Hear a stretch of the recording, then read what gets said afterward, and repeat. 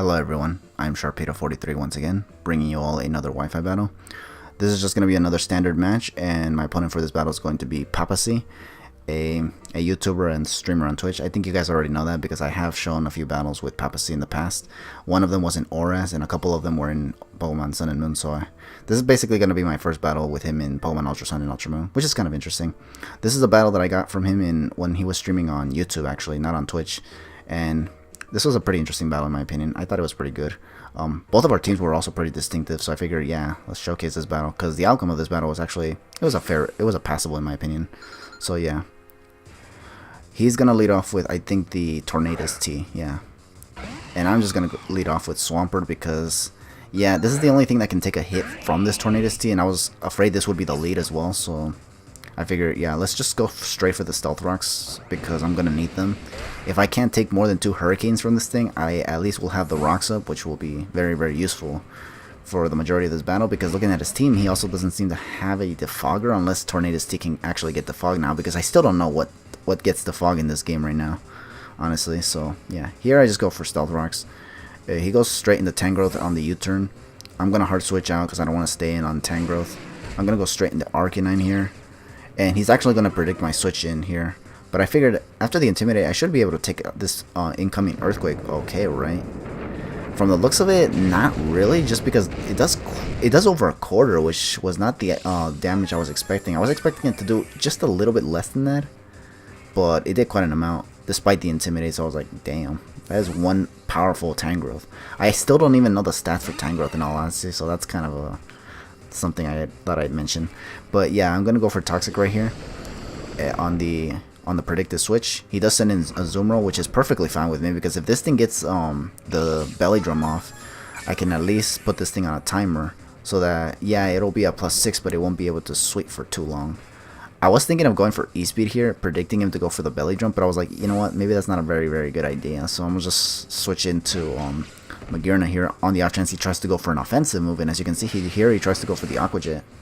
So I was like, good thing I switched into Magearna here, because now I can actually take one more hit with Magearna and get some damage off with Flash Cannon. I went for Flash Cannon and not Floor Cannon just because I didn't want to risk him switching to Stack Attack, so I figured, yeah, let's just go for the Flash Cannon to get some damage if he does. But he just goes for the Waterfall, and now here he has to choose whether he wants to go for the Z Belly Drum or just finish off my Magearna. Here I was actually going to go for the Farium Z if he tries to go for the Z Belly Drum, honestly. But as you can see, he just goes for the Aqua Jet and just finishes off my Magearna, which is perfectly fine with me, because now I don't have to worry about this Azumarill, which could have been a threat if he got the Belly Drum up going, basically.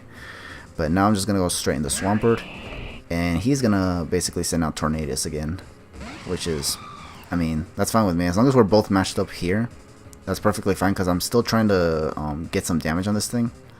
I was going to go for Scald here just because I wanted to get some damage on this thing, and on the off chance he stays in and goes for Hurricane, I'll at least take a hit, go for Scald, possibly get the burn, and then maybe I can cripple it even further if he switches out later, because it'll be burned and it'll take rocks damage. So yeah, but he's just gonna go for the U-turn here and go straight into Tangrowth again.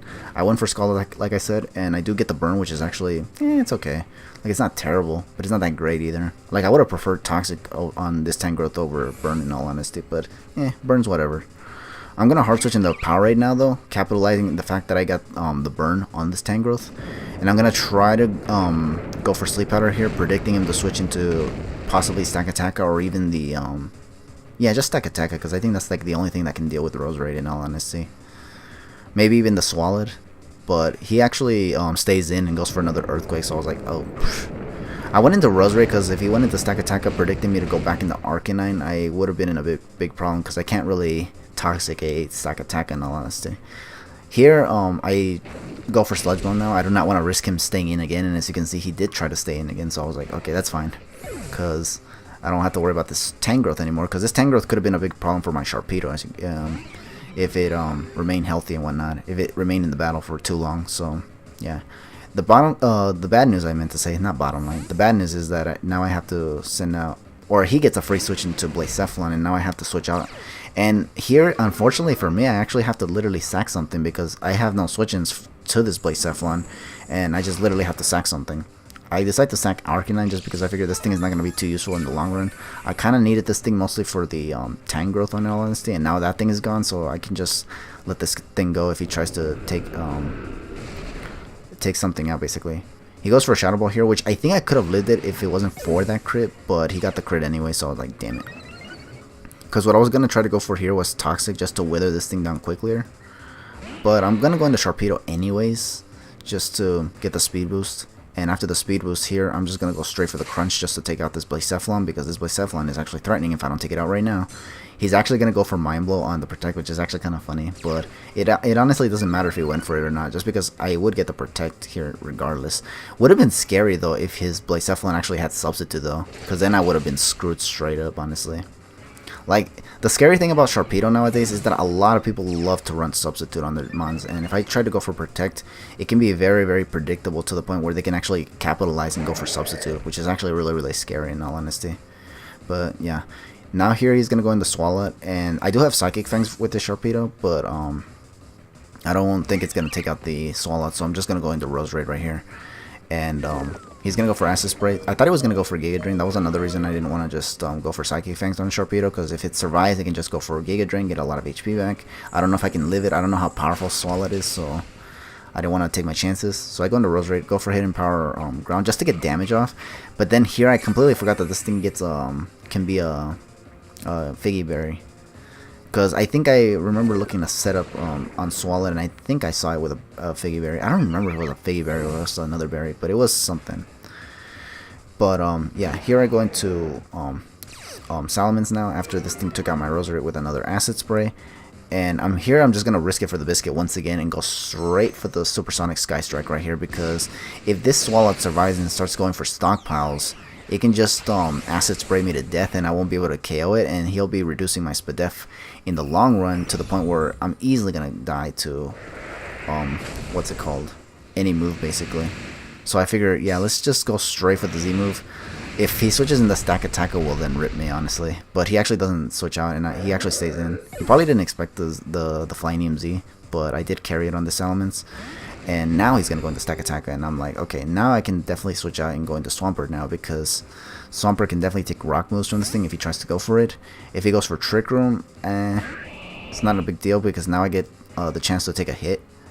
He's going to go straight for Rock Slide, which is fine with me, honestly, because Swampert resists that. And now I can just go straight for Scald to possibly get a burn and maybe nerf this thing's attack a little bit, because the Stack Attacker can be a threat if it's not at least crippled enough. Because right now my Sharpedo and Salamence cannot really take out the Stack Attacker, so it's really up to Swampert to take this thing out right now. He's going to go for Stealth Rocks on the off chance he can kill my Swampert and then force my Salamence to come in, and then he can take it out with Tornadus later. But I think here I'm going to be able to take out this Stack Attacker anyways, because after going for Scald, getting the burn, I'm going to actually switch it up to Earthquake, which turns out to actually do a lot more damage than Scald did. I guess due to the fact that it's more powerful, I guess. I don't know. But it does take it out, and now Stack Attacker is gone. And his last Pokemon is now the Tornadus-T, which I think here he actually reveals to not even have Hurricane, because he actually just goes for Air Slashes here. Because if he did have Hurricane, this would be the good time to be using it, because Hurricane can hit everything on my team really, really hard. But he only has Air Slash, which I guess can be useful in the sense that it can also flinch, which it did right here. And as a result, now I'm just going to lose Swampert, which is unfortunate. But that's fine, because I still have Sharpedo here. And as long as this Tornadus-T does not have Substitute or anything crazy like that, I should be able to just go straight for the Protect and get a speed boost up so that I can Mega Evolve into Mega Sharpedo and just go straight for the Ice Fang, because yeah, and just hope that I can take it out from where it's at after like Stealth Rocks basically, because if not, then I'll probably lose the battle on the possibly, because after taking Stealth Rock with Salamence, I'd probably get flinched with another Air Slash and then just lose basically. But as you can see, I do outspeed this Tornadus now, and I do go for Ice Fang, and it does take it out, which is excellent, because that would have been unfortunate if Sharpedo once again is unable to KO a Pokemon and then gets KO'd itself, and then that'll just be like once again me attempting to like get a Sharpedo win, and not being able to get it. But as you can see here, for the first time ever, I actually do get a Sharpedo victory here, which is actually excellent. This is exactly what I wanted for quite a while now, actually. Getting a win with Sharpedo, like basically Sharpedo finishing the battle is what I wanted. And I got it right here against PaPaSea. But yeah, that was pretty cool. So yeah, good game to PaPaSea, and thank you all for watching this battle. This was a pretty nice little battle. Like, it was a, like, even though it's kind of supposed to be OU, it kind of still strays away from the whole try-heartedness of OU, basically. And we're just here basically using what we want, which is kind of what I like. I like to use Pokemon that I like to use, honestly. And PaPaSea seems to like to do the same thing too, which is kind of what I like about battling him, in all honesty, is that I get to use Pokemon that I want in the process as well. But yeah, anyways, thank you all for watching once again. Good games once again to PaPaSea, and I'm also going to leave his handles in the description so you guys can check him out, because he's a pretty interesting fellow. He's kind of like Jodor, and he's also kind of like that professional speaking kind of person that, for me personally, it comes off as charismatic. Like, it makes him charismatic for me personally when he's a professional speaker. I don't know why. Like, I like it is basically what I'm trying to say. But yeah, anyways, thank you all for watching this battle once again. I think I said that like multiple times, but yeah, I'll catch you guys in the next battle, and for now, just take it easy.